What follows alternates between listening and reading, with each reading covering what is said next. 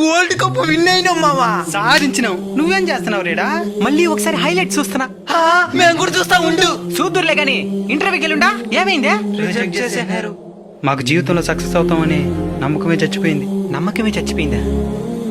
Night మన match చూసి ఏమి నేర్చుకున్నారా? భారత్ గెలుస్తుందనే నమ్మకమే లేదు.